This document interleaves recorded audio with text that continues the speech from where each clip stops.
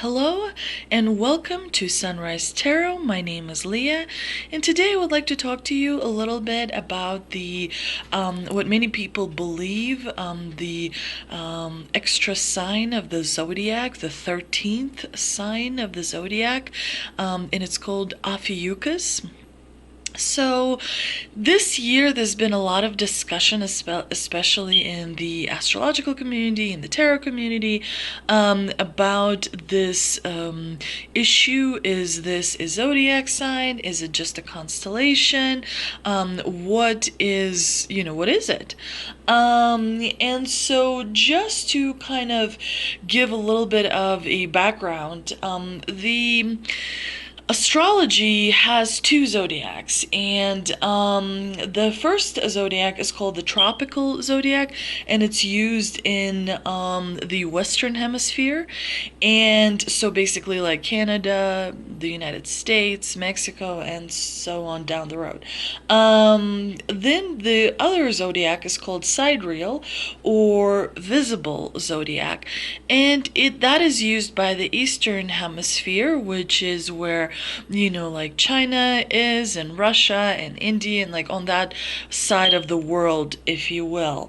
The tropical zodiac, so the Western zodiac, it is using the signs that are based off of changing of the seasons. So like equinoxes and solstices are able to kind of direct the zodiac that you do get, the astrology that you do get as a reading in your tarot readings. The Eastern zodiac, the sidereal, that is not based on the changing of the seasons.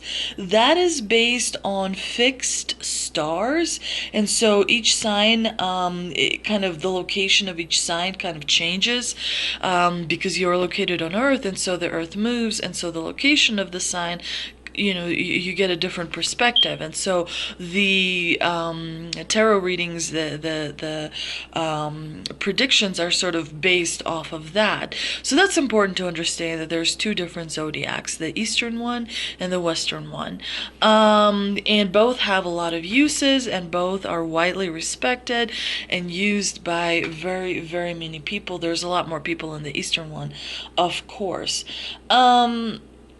And it is important to note that neither the Eastern or the Western sort of acknowledge that Ophiuchus is the 13th zodiac sign. Now, the zodiac was created a long time ago. It was created by the people called Babylonians. Some say it was about 2,500 years ago. Others say it was about 3,000 years ago. Also, as you know, history is not an exact science. History is basically interpretation and recollection. It's basically memory. Now, you can be in a room with 5 different people, and an event occurs, and their perspective of that event changes. So what is the truth? That's why most people say, speak your truth. It's your truth. It cannot be denied. It's yours. It's based on your vantage point. It's based on the way you see the world, which is very, very important, because the way you see the world and you communicate it to others, that's what makes us human. So the Babylonians created the zodiac, thousands of years ago. Let's just say that.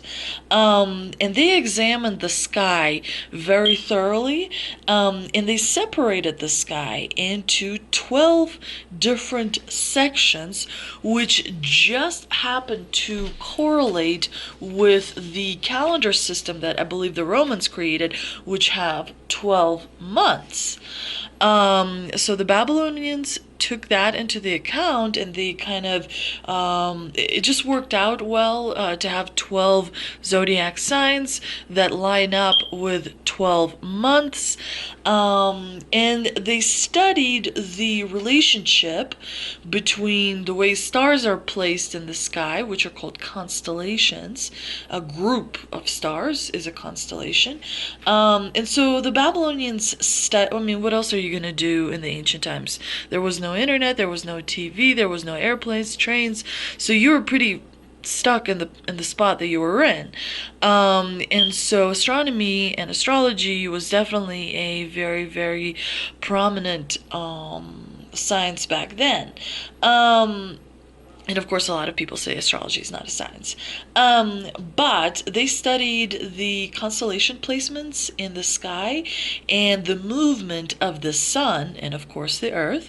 And that is how the 12 signs were born. But, you know, the sun lies within the boundaries of the constellation Ophiuchus about 2 weeks out of the entire year, and from many spots on our planet you cannot see that constellation. So as a result, that, you know, the sun only kind of lines up with that only 2 weeks out of the year, and it's really not visible. You cannot study the stars as well. By some, it is regarded sort of like an informal sign, but I have to say that most people don't see it as a sign. Now, I did ask Rick Levine, so, you know, you always want to verify with someone who is higher up in the hierarchy of astrology and tarot and all of that, so that, you know, you have some sort of an expert verify the information to make sure you understand it correctly. I don't know if Rick Levine was, like, I don't think he his responses to my questions were rather dry, but he basically verified what my research has verified, and that is the Ophiuchus sign is not a sign. It's a constellation. And, you know, of course, many people have said that as well. But what is Ophiuchus? And, you know, one thing to understand is that it's a constellation which is located northwest of the center of the Milky Way. And Milky Way is not a very big galaxy, so that is our galaxy. It's not a very big galaxy, especially compared to other galaxies, but it is located northwest, and it is kind of wedged in a little bit between the Scorpio and the Sagittarius, and it is directly opposite the very prominent Orion. And because of its location, it's obscured. The constellation of Ophiuchus is obscured from view at most times in most part of the world. Now, if you'd like me to dig deeper and find out why the Babylonians moved away from favoring the constellation and making it a formal zodiac sign, I can do that. Please leave messages in the comments section, and I will definitely pursue that a little bit. But the constellation of Ophiuchus was originally actually discovered by Ptolemy, and sometimes, which is a person from ancient Greece, and is very well known in the scientific world, also in the philosophical world as well. But Ophiuchus is referred to sometimes as a snake bearer. You can see that, you know, he's sort of kind of holding the snake, if you will. He's also sometimes referred to as the Serpentarius. And the reason he was called that is because he was called that after someone named Asclepius. If you look at Greek mythology, Asclepius was regarded as the first doctor of the world, of our human world. And Asclepius, if you look at the Greek mythology, was actually raised by Chiron. And Chiron, as you remember, was the wise centaur, so half man, half horse centaur. And Chiron actually taught Asclepius a lot of healing qualities and how to create potions and how to heal people.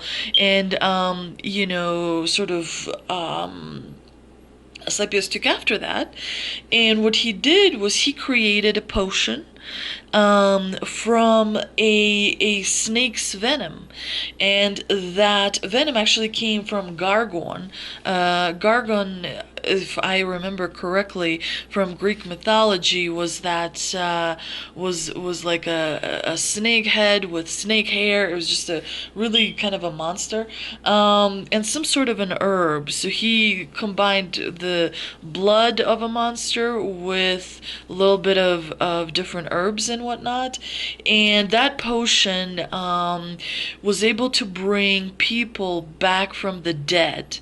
Now, when the gods found out about this little potion, they became worried that this potion will upset the natural order of things, because as we understand, we live in a world of duality. We've got night, we've got death. Night, we've got day, we've got life, we've got death, we've got happiness, we've got sadness. So there's that duality that creates the balance, which keeps everything, our entire world, in balance.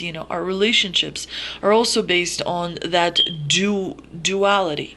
And so gods got freaked out and alarmed that it may kind of turn things up on their head and create a bit of a mess. So the reason Asclepius wanted to create that potion is to bring back Orion the Hunter back to life. And of course, the god of the underworld, brother of Zeus, came to Zeus because Zeus was like the most powerful god. And, they had a conversation, and Zeus decided to reconsider the aftermath, the consequences of the death.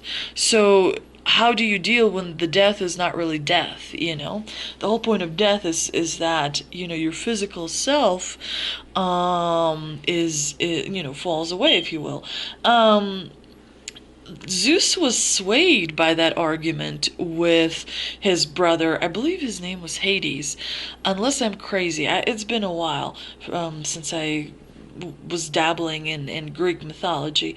Zeus confiscated, he took away the potion, and he removed Asclepius from the earth and put him up in the sky and called him Ophiuchus. That is kind of the story of this constellation. And just to provide you a little bit with the qualities, like personality traits, of Ophiuchus. So, look at people that you know in your life who are born like in the December, probably closer to the first half of December rather than the second part of the December. But I think that Ophiuchus, it's only 2 weeks, so definitely I think it's the time frame for the birthdays. But the Ophiuchus people, if you will, they are all about healing, of course. They're all very, very much about healing. It's only nowadays that we regard snakes as something awful, nasty, disgusting, unpleasant, or what have you. But in the ancient times, people that were well-to-do all had snakes in their homes, because snakes were a medicine. It's like today you have a first kit and band-aids and whatever else. In the old days, and I mean really old days, like before everyone was born, like not even your grandparents or great-grandparents or great-great-great-great-great-great-parents. We're talking thousands of years ago. Snakes were kind of like the band-aid and the first aid kit and whatnot. They were regarded as very good, positive omen, and they were kept in the houses, much like you keep a cat or a dog. But the traits of Ophiuchus people is that they are very spirited and magnetic. Sometimes, you have this person in your life, could be a family member or a friend. They are just magnetic, and you're like, what is it about them? Why are they easily much more believed when they're not even truthful? And I'm here telling the truth and nobody believes me. That magneticism has something to do with it, and is just kind of like unspoken vibrations, I guess. But they're very clever and flamboyant, so definitely they enjoy attention. But at times they can be very jealous and temperamental and power hungry, kind of always have to be right, always have to be a leader, never allowing someone else to drive a little bit or be the center of attention a little bit. But deep down in their hearts, they are healers. And they're kind of wish is to get rid of every single sign of disease, disease, or some kind of illness, or some kind of just ailment, if you will. And they're very much a house of unity. Ophiuchus enjoys unity. Well, how else you're gonna be a leader? You need a lot of people to follow you. So they're very much about unity. They're very much about kind of bringing people together as well. And they're kind of actually quite kind people, but again, you have to dig really deep towards their heart to get to kind of get that. So I hope you enjoyed my video today regarding this 13th sign of Ophiuchus.